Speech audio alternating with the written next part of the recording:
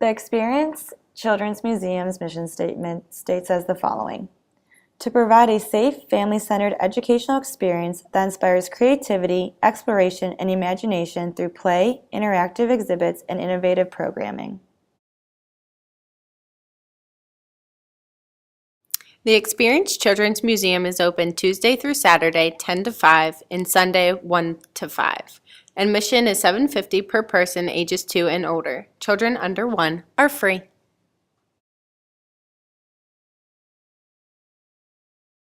The Experience Children's Museum offers a variety of fun, interactive play, and educational programs for children of all ages. The possibility for occupational therapists to be employed by the museum and provide client-centered interventions is limitless.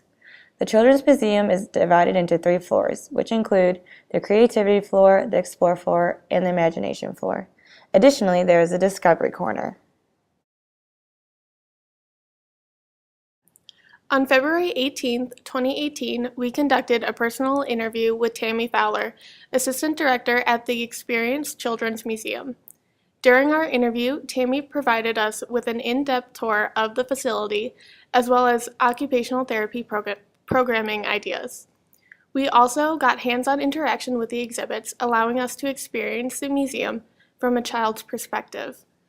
We collaborated with Tammy to expand the programming provided at the museum in hopes to further incorporate occupational therapy services. Along with the programming we proposed, Tammy also expressed a need that OTs can fulfill by creating social narratives for the museum. This will help parents prepare their children of all needs for their experience at the museum. Currently, they provide programs such as Sensory Hour and a safe space for children who have difficulty adjusting to the stimulating environment.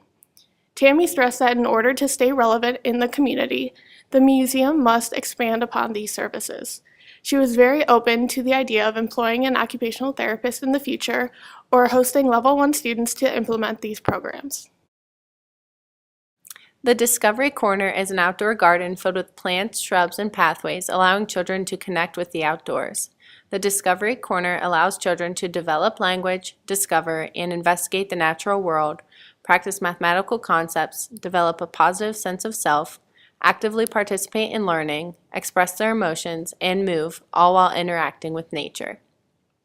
The Discovery Corner is a natural environment with hand-picked flowers and plants that allows children and families to immerse themselves in nature. This outside space in the warmer months would be the perfect venue for occupational therapy services to take place. Obesity is a growing epidemic in the United States and one that needs to be addressed.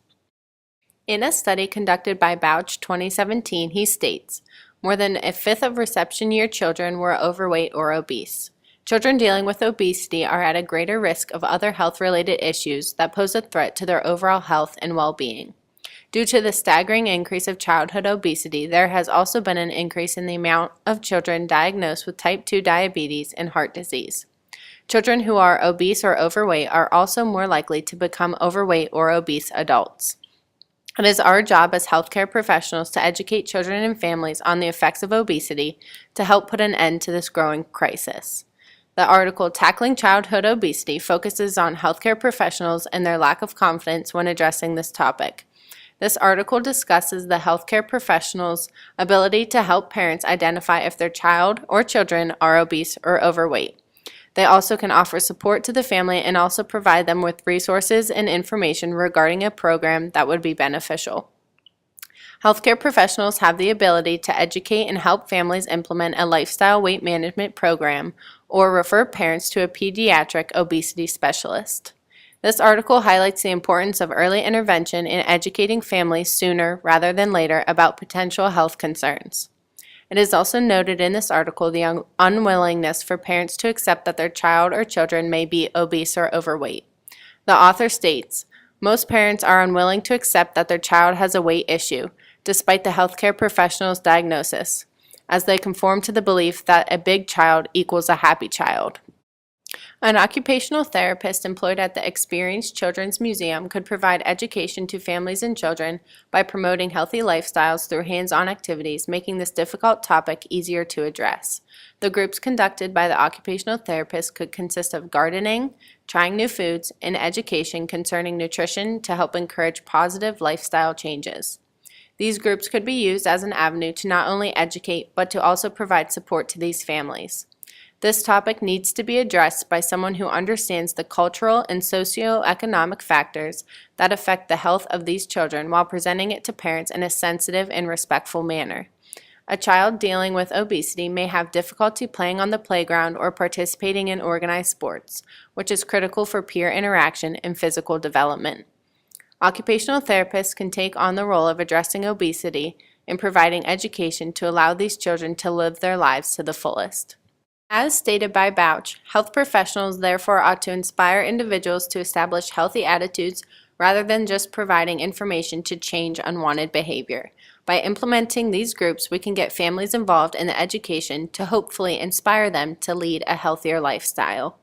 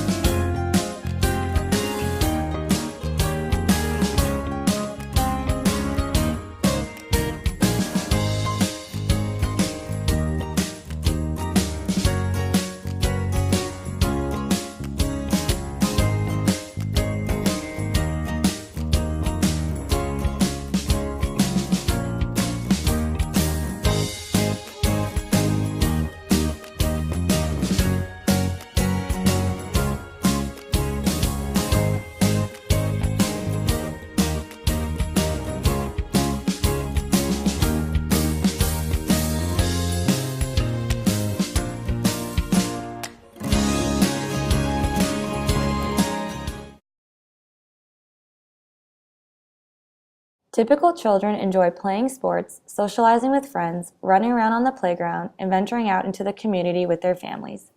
Children diagnosed with autism spectrum disorder have difficulty participating in common recreational activities in the community due to decreased social communication and challenges with sensory motor activities. If children with ASD continue to have decreased participation in the community, it can negatively impact their socialization skills, relationships with family members, coping skills, and independence. By providing a free, family-centered program at the Experienced Children's Museum, families of children with ASD can become more aware of sensory integration, communication, physical activity and sensory motor skills, aquatic opportunities, and sports. With more awareness about sensory motor difficulties, family members and their children with ASD may be more likely to become involved in recreational activities within the community. The Syracuse University Fit Family Program incorporates a parent-only educational class that allows parents to fully comprehend the skills presented in their children. Additionally, parents share their personal experiences with one another regarding their child's accomplishments and challenges. During the class, parents were educated on common obstacles children with ASD battle within the community, such as large spaces, loud noises, big class sizes, and multi-directional activities. While the parents were attending the class, their children with ASD were participating in physical activities led by staff members. In the afternoon, the parents and children came together and the parents practiced the skills they have learned with their children. Bringing the families together gave the parents the opportunity to build on their confidence with their newly acquired knowledge. This specific program could be recreated at the Erie Experienced Children's Museum on the Explore floor. The Explore floor includes a portal to the past cave, water table, waterworks, imagination playground, bubble station, anti-gravity mirror, paint with water, and build it station.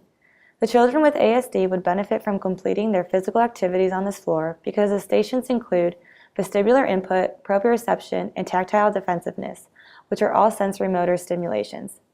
By having the children complete the sensory motor activities, they may become more comfortable when completing recreational activities and while in the community. Additionally, they may improve their socialization skills, relationships with family and friends, behavioral management, and sense of independence. Qigong massage has strong evidence of effectiveness with children with autism spectrum disorder and tactile overreactivity. In a study conducted by Bodison and Parham 2017, occupational therapists received 50 to 60 hours of formal training in the massage before initiating the intervention program. During the intervention period, occupational therapists provided instruction and continuous monitoring to parents who performed the massage to their children on a daily basis.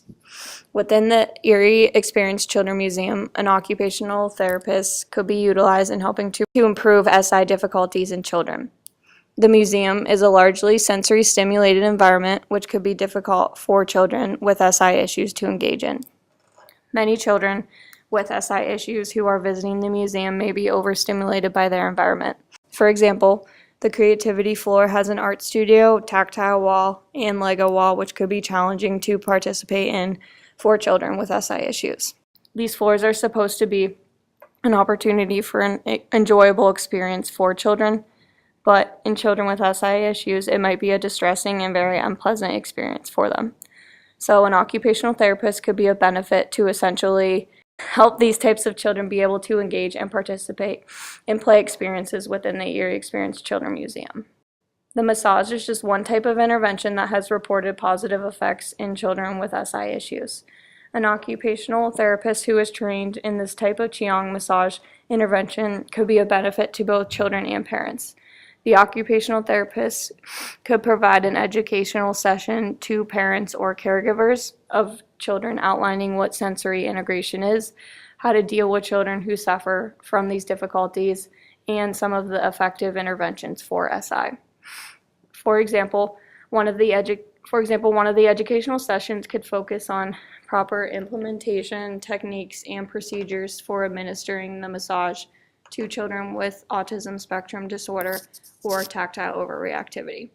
It is the occupational therapist's job to determine whether a child's sensory difficulties make him or her a good candidate for a particular intervention such as the massage. Regular monitoring of the child's responses to intervention is imperative to ensure that the intervention is benefiting the child and to avoid undesirable effects. The occupational therapist could work with and help the parents create a plan for monitoring the child's progress. The environment at the Erie Experienced Children's Museum is probably not a favorable one for children with SI issues.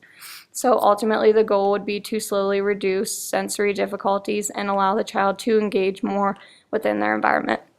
By doing this, the child will be able to participate and interact in an environment such as the one at the Erie Experienced Children's Museum. One of the most common issues many parents face with children of all ages and with or without disabilities is picky eating.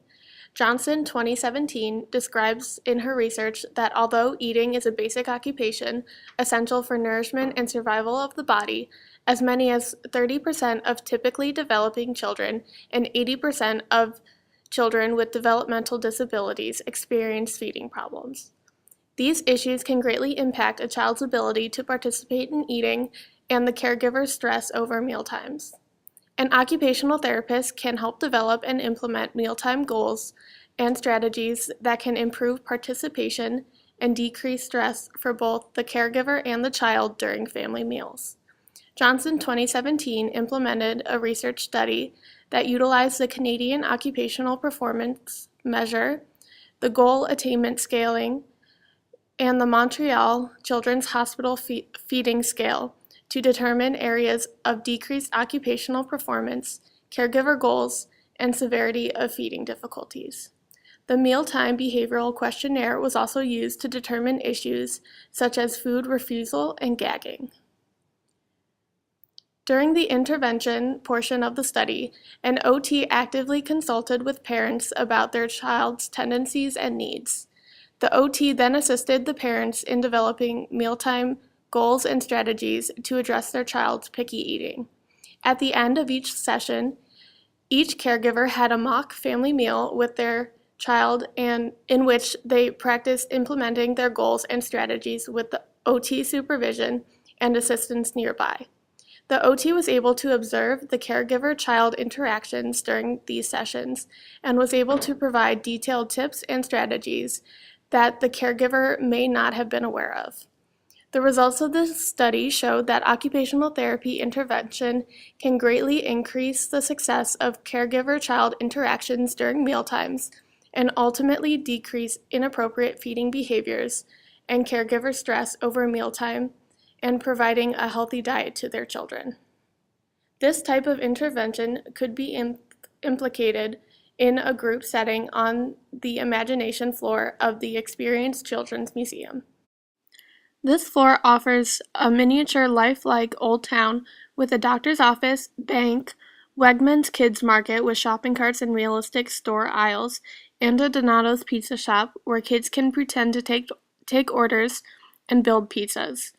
With the use of this floor and the resources the Children's Museum has to offer, an occupational therapist can develop a program that educates children on healthy eating, choosing healthy options, and exposure to sensory and other fears that contribute to picky eating. Along with the children, the OT can work with the caregivers to help identify why their child may be a picky eater and develop goals and strategies that the caregiver can implement both during the group and at home to decrease and prevent picky eating from becoming an issue. An occupational therapist can also use the evidence in the study to support the caregiver-child relationship and promote increased collaboration during grocery shopping and meal prep. This can promote increased cooperation and participation during mealtimes and decrease battles over eating foreign and healthy foods. A research study by O'Connor and Stagnitti 2011 compared the impact of play-based and non-play interventions on the development of play, behavior, language, and social skills in children ages 5 to 8. The study specifically looked at the Learn to Play program as the play-based intervention method and compared it to traditional classroom activities over 6 months. The Learn to Play program is a dynamic program that is used to facilitate and develop imaginative play and increase a child's independence during play. To assess progress, the child-initiated pretend play assessment was utilized, and goal attainment scaling was used to track behavior. In addition to these assessments, the preschool language scale was used to measure language, and the Penn Interactive Peer Play Scale was used to assess social skills. After 6 months of implementing play-based and traditional interventions, the results of this study showed that children who participated in the play-based treatment showed a significant improvement in play deficits and were less socially disruptive and were more socially connected with their peers. Improvements were also found in language skills for both the play-based and traditional intervention groups. This article provides important information about how an occupational therapist at the Children's Museum could help foster and improve independence and social skills through play. With use of play-based interventions and programs such as the Learn to Play program, an OT in the setting can offer a class in which children can be given the opportunity to engage in imaginative and relational play. An OT in this setting could also use this as an opportunity to not only facilitate increased play skills, but also socialization while facilitating play between children who do and do not have socialization deficits. The imagination floor of the facility could greatly be utilized during this type of intervention because it offers a miniature play town with a doctor's office, bank, grocery store, and pizza shop. With these rooms at an OT's disposal, he or she can facilitate functional, imaginative, and relational play with the members of the group and increase their socialization skills while role-playing these ADL and IADL activities.